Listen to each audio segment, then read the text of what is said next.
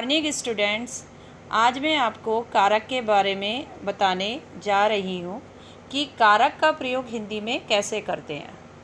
सबसे पहले हम कारक की परिभाषा देखेंगे कि कारक होता क्या है। संज्ञा या सर्वनाम के जिस रूप से वाक्य के अन्य शब्दों के साथ उनका संज्ञा या सर्वनाम का संबंध सूचित हो उसे उस रूप को कारक कहते हैं। अर्थात जिसमें संज्ञा या सर्वनाम का आपस में संबंध सूचित हो तो उस रूप को हम कारक कहते हैं।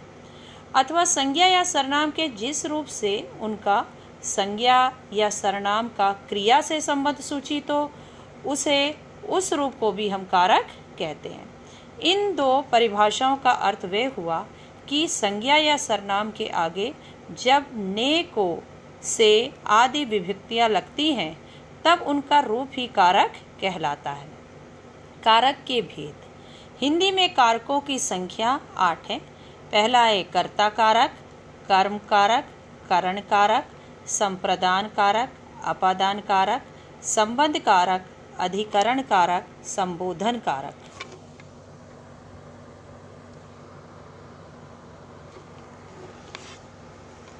कारक और उसकी विभक्ति चिन्ह। सबसे पहले आता है कर्ता ने कर्म को करण से, के द्वारा, के साथ, संप्रदान के लिए, को, किसी को कुछ देने के भाव में, अपादान से अलग होना, संबंध का, के, की, अधिकरण में, पर, संबोधन है या अरे, ये सारे कारक की विभक्ति चिन्ह हैं। सबसे पहले हमारा कारक आता है कर्ता कारक। कर्ता कारक वाक्य में जो शब्द काम करने वाले के अर्थ में आता है उसे हम कर्ता कारक कहते हैं। दूसरे शब्द में क्रिया का करने वाला कर्ता कहलाता है। जैसे मोहन खाता है, इस वाक्य में खाने का काम कौन कर रहा है? मोहन करता है, अतः कर्ता मोहन है। मनोज ने पत्र लिखा, इस वाक्य में क्रिया का करने वाला मनोज करता है। दूसरा आता है हमारा कर्म कारक। जिस संज्ञा या सर्वनाम पर क्रिया का प्रभाव पड़े उसे हम कर्म कारक कहते हैं। दूसरे शब्दों में वाक्य में क्रिया का फल जिस शब्द पर पड़ता है उसे कर्म कारक कहते हैं। इसकी विभक्ति जो होती है कर्म कारक की को है। जैसे माँ बच्चे को सुला रही है, इस वाक्य में सुलाने की क्रिया का प्रभाव बच्चे पर पड़ रहा है, इसलिए बच्चे को कर्म कारक है। जैसे राम ने रावण को मारा, यहाँ रावण को कर्म है। तीसरा आता है हमारा करण कारक। संज्ञा आदि शब्दों के जिस रूप से क्रिया के करने के साधन का बोध हो, अर्थात जिसकी सहायता से कार्य संपन्न हो, वह करण कारक कहलाता है। इसके हिंदी पर्याय से के द्वारा है, जिसकी सहायता से कोई कार्य किया जाए उसे हम करण कारक कहते हैं। जैसे वह कलम से लिखता है, तो इस वाक्य में कलम जो है वो करण है, क्योंकि लिखने का काम जो है कलम से किया गया है।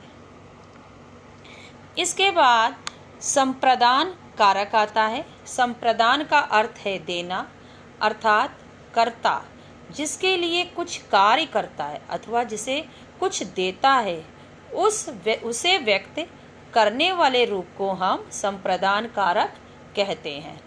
इसका हिंदी पर्याय के लिए है, जिसके लिए कोई कार्य किया जाए उसे हम संप्रदान कारक कहते हैं। जैसे मैं दिनेश के लिए चाय बना रहा हूँ, तो इस वाक्य में दिनेश जो है वो संप्रदान अवस्था में है, क्योंकि चाय बनाने का काम दिनेश के लिए किया जा रहा है।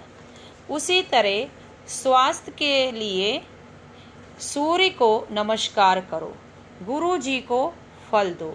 इन दोनों वाक्यों में स्वास्थ्य के लिए गुरु जी को संप्रदान अवस्था में है। फिर आता है अपादान कारक। संज्ञा के जिस रूप से एक ही वस्तु का दूसरे से अलग होना पाया जाए वह अपादान कारक कहलाता है। इसका हिंदी पर्याय से है। कर्ता अपनी क्रिया द्वारा जिससे अलग होता है उसे अपादान कारक कहते हैं। जैसे पेड़ से आम गिरा, इस वाक्य में पेड़ अपादान अवस्था में है क्योंकि आप पेड़ से गिरा अर्थात अलग हुआ है। जैसे बच्चा छत से गिर पड़ा या संगीता घर से चल पड़ी। इन दोनों वाक्यों में छत से और घर से गिरने में अलग होना प्रकट होता है, अतः घर से और छत से अपादान अवस्था में है।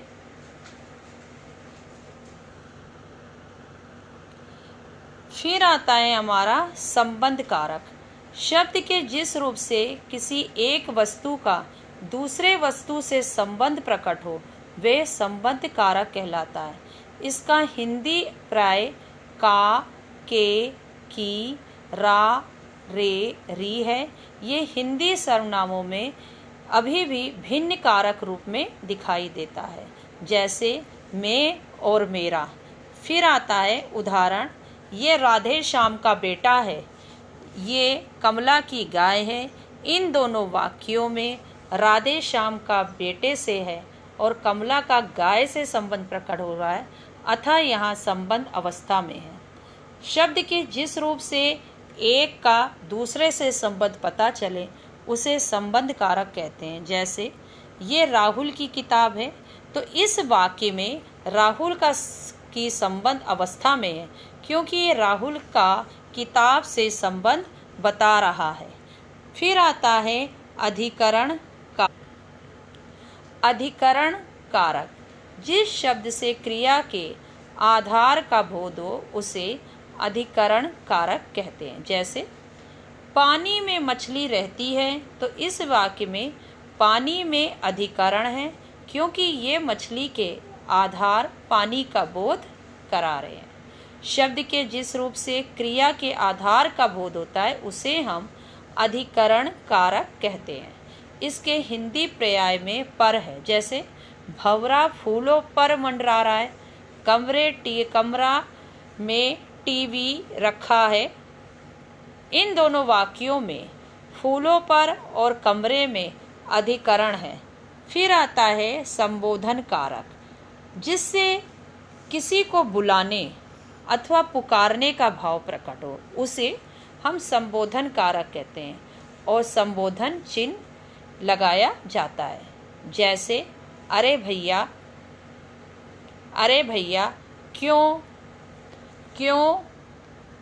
रो रहे हो, गोपाल यहाँ आओ। इन वाक्यों में अरे भैया और गोपाल संबोधन कारक है। जिस शब्द से किसी को पुकारा या बुलाया जाए उसे संबोधन कारक कहते हैं। जैसे हे राम ये क्या हो गया। इस वाक्य में हे राम जो संबोधन कारक है क्योंकि ये संबोधन कर रहा है हे राम। ये हिंदी संज्ञाओं में अभी भी जीवित है। आशा करती हूँ कि आपको ये कारक अच्छी तरह से समझ में आ गया होगा। धन्यवाद।